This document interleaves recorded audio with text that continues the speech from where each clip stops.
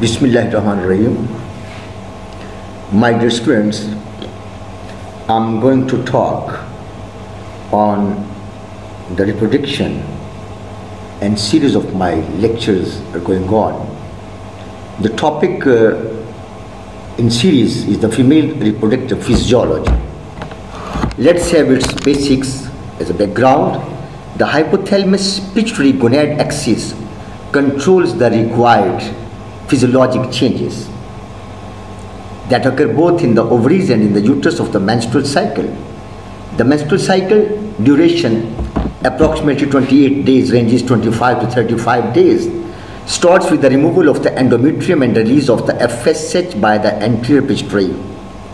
The ovarian cycle, development of ovarian follicle, production of hormones, release of the ovum during ovulation, uterine cycle, removal of the endometrium from prior uterine cycle, preparation for implantation of embryo under the influence of the ovarian hormones. Female reproductive physiology, the cycles, 3 phases of the ovarian cycle: follicular phase, ovulation phase, luteal phase. 3 phases of the uterine cycle: menses, proliferative phase, secretory phase. These ovarian and the uterine phases are intimately linked together by the production and release of the hormones. You're looking here. See, FSH and LH, estrogen, inhibin and progesterone from the ovaries. Estrogen, inhibin and progesterone. FSH and LH by the pituitary. You're looking here how the follicle is being formed. And this is all hormonal control of the ovarian cycle. GnRH from the hypothalamus pituitary produces FSH and LH. Thecal cells पर LH अमल करेगा, granulosa cells पर FSH अमल करेगा. Then there will be production of the estrogens from the granulosa cells. Thecal cells जो है वो androgens पैदा करेंगे. Again अगली फिगर में देखें, यह है early to mid follicular phase. This is the early to mid follicular phase, and this is the late follicular phase and ovulation. GnRH, FSH, LH, thecal cells, ये follicle है, follicle से 2 part हैं. thecal cells पर LH अमल करेगा, androgen पैदा करेगा, small amounts of the progesterone, and यहाँ से granulosa cells से high estrogen output, और FS जो है वो यानी granulosa cell inhibin भी पैदा करेंगे, और inhibin जो है ये नेगेटिव फीडबैक से FS को कंट्रोल भी करेगा. आगे है early to mid luteal phase. You're looking here, GnRH from the hypothalamus, FSH and LH, corpus luteum from ovulated follicle that secretes estrogen, progesterone and inhibin. Then late luteal phase, GnRH, then tonic secretion resumes, FSH increase, LH increase, new follicles begin to develop, corpus luteum dies, estrogen and progesterone are diminished. Well, female reproductive physiology cycles, hormonal control of the uterine cycle. Please, ovarian hormone levels देखें आप. estrogen चढ़ता जा रहा है, inhibin Aahista Aahista बढ़ रहा है, और प्रोजेस्ट्रॉन जो है वो ल्यूटेल फेज में बढ़ रहा है.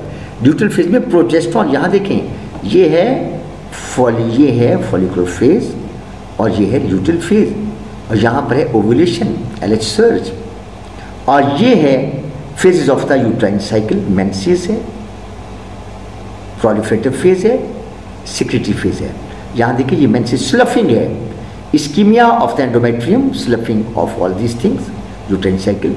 फिर प्रोलिफरेटिव फेज कहाँ से मिल रही है? यहाँ पे, वहाँ पे फॉलिकल डेवलप हो रहा है, और यहाँ प्रोलिफरेशन किससे? ये ईस्ट्रोजन इस पे अमल करता है ऑन द एंडोमेट्रियम, और ये प्रोजेस्ट्रॉन इसको सेक्रेटरी फेज, यूट्राइन मिल्क और glandular secretions for what? For the new guest to come. लेकिन अगर वो आ जाता है तो वॉल बनी हुई है ब्लास्टोसिस्ट के लिए कि वो आके लग जाए. अगर वो नहीं आता तो फिर tears of the uterus they comes out of this the sloughing menses. Female reproductive physiology all together, यहाँ पे देखें दोनों को मिला दिया है. ये देखें phases of the ovarian cycle, follicular phase, ovulation, luteal phase. Ovulation is all depend upon the LH search, मैं पहले अर्ज कर चुका हूँ। ओवेरियन साइकिल देखिए पीछे, प्राइमरी फॉलिकल कैसे डेवलप हो रहा है, थीका, एंट्रम, ये एंट्रम है, कैविटी, ओव्यूलेशन यहाँ पे हो गई। जब ओव्यूलेशन हो गई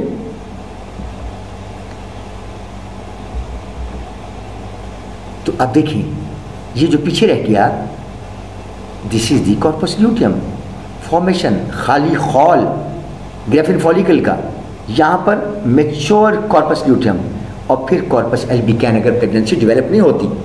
और यहाँ देखें ओवेरियन हार्मोन ईस्ट्रोजन चल रहा है, किसमें जी, प्रो ओव्यूलेटरी फेज में। इनहिबिन भी आहिस्ता आहिस्ता बढ़ रहा है।